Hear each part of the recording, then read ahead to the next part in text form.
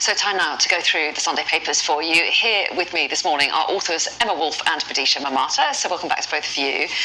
We're kicking off with the front page of the Sunday Telegraph, but it's very typical of the coverage today. A second day of headlines for the Princess of Wales after her revelation of her cancer diagnosis on Friday. And today the real focus, like the Telegraph, seems to be, Emma, on the gratitude from Kensington Palace for all the good wishes. Obviously there's a sort of outpouring of love and affection for her following the statement on Friday. That was Kate making her very first sort of video message on her own, sitting on that bench on her own. And also, we hear in the Sunday Times that she wrote every word of that statement herself, that she very much felt that she wanted it to be a personal message to the nation to explain to them what's been going on. There's been so much speculation, there's been so much scrutiny and sort of controversy, conspiracy theories and all of that.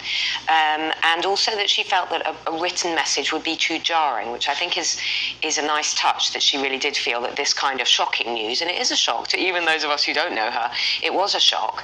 I think she felt that needed to be delivered in person, and also to show people that she is still there, she is okay.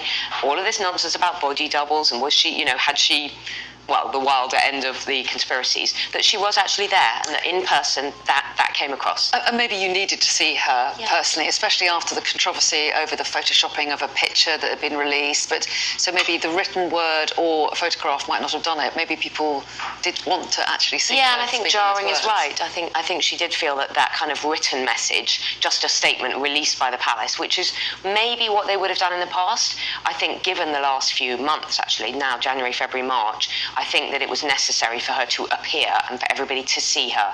And to see her looking, I think, vulnerable and quite pale and all of that, but actually okay, that she is okay and that she wanted to kind of be compassionate to other people. So. Right, and she had a very positive message, didn't she? And obviously it's caused a lot of shock, but a lot of people as well will be thinking about themselves at any age, that they need to be aware of the signs. And there's a really interesting article, isn't there, that you've picked out in the Sunday Express, Bidisha, about cancer diagnoses. This is a really fantastic double-page spread, and I urge anyone to come and find this in the Sunday Express. It points out that there's been a 22% rise in cancers detected in the under 50s, so the 18 to 49 range. And there are lots of quotes from experts here, and they cannot find a single factor that is definitely the cause of this. They're saying some early screening and detection, and that's why Catherine Middleton's statement is so important, because she's saying to people, essentially, if you feel there's something wrong, if you're undergoing treatment, you are not alone. I think a lot of people feel not quite right, but they still don't get screened or get tested. Doctors are saying it might be because of the obesity crisis, so there's an increase in abdominal and bowel-related cancers, but there are lots of other factors that they cannot quite pin down. And of course, cancer research is coming on in leaps and bounds all the time. That's one positive news story that we have from medical research history. We know that we are going to beat this battle medically eventually in some way.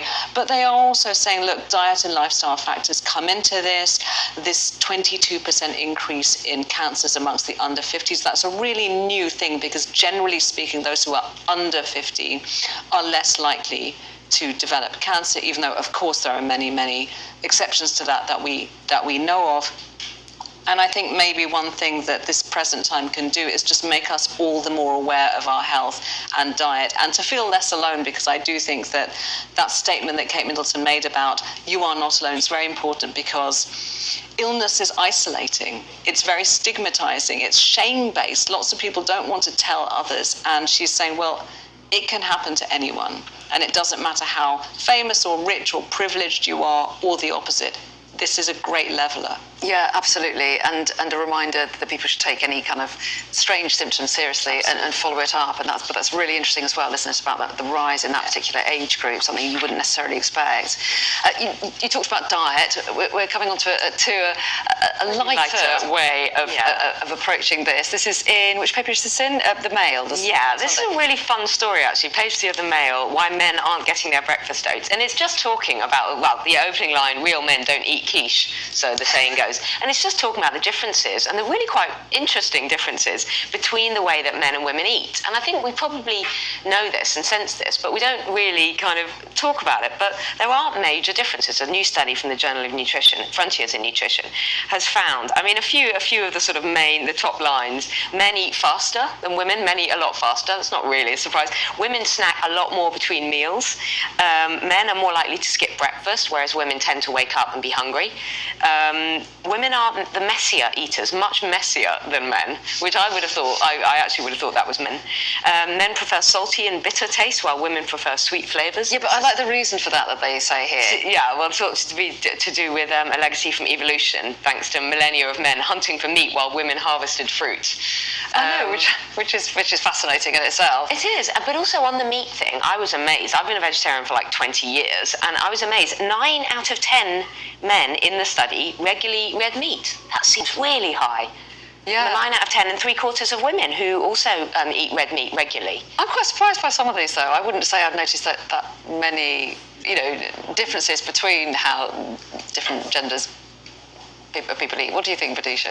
What do you make of it? I'm astonished by the red meat statistics, because it does sound extraordinarily high, particularly because we're at a stage of watching endless documentaries about bad red meat, what farming conditions are like. If you're going to eat meat, go to one of these beautiful organic places that does nose to tail or farm to table eating. So the idea of sort of just blokes troughing away on big steaks, well, we don't know how regularly when they say they No, that's true. But I think the point about women having a much more anarchic approach to food is interesting. I think women are much more emotional about food. They do skip meals and then they binge. It's that kind of thing, whereas men will tend to eat when they're hungry and stop when they're full. Women do have the whole kind of constantly on a diet, then breaking their diet, constantly feeling bad about this or virtuous about that. There's a lot more emotional. Yeah, exactly. There's a lot more emotional and feelings around food with women, and that's another generalisation. But very interesting. Fun story though. I certainly never skip breakfast. In fact, I don't think I'll skip any meals. Make sure to squeeze those in. Very quickly, let's turn to a really interesting article in the Sunday Telegraph about AI and its impact. And you've got a look of dread there, because it's about the impact on writers. I was going to say that in the future we might not be here. We just might be robot avatars or sort of holograms or something. Tim Darby, the Director General of the BBC, is about to give one of his keynote speeches at the Royal Television Society this week, and he's going to warn about how AI could replace things like Hollywood stars' screenwriting, plot development, scripting, content, and that we should not be complacent about this threat. He's also pointing out that the tradition, which is so full of prestige about British filmmaking talent and writing talent and television dramas, is going to just be steamrolled by AI-powered, American-funded big streaming services. And that's, on the one hand, it's a terrible future, and I don't want that to happen. At the same time, I do think we need to vote with our feet. We can't complain about this and then log on to X, Y, or Z streaming service and binge 20 episodes of the thing.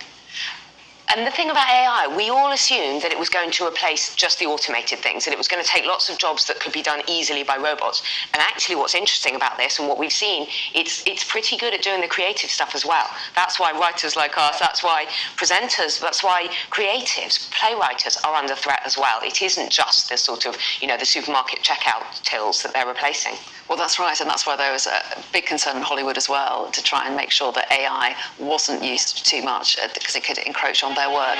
Lovely to see you both this morning. Vidisha and Emma, thanks very much indeed. We've got all the top stories coming up after the break.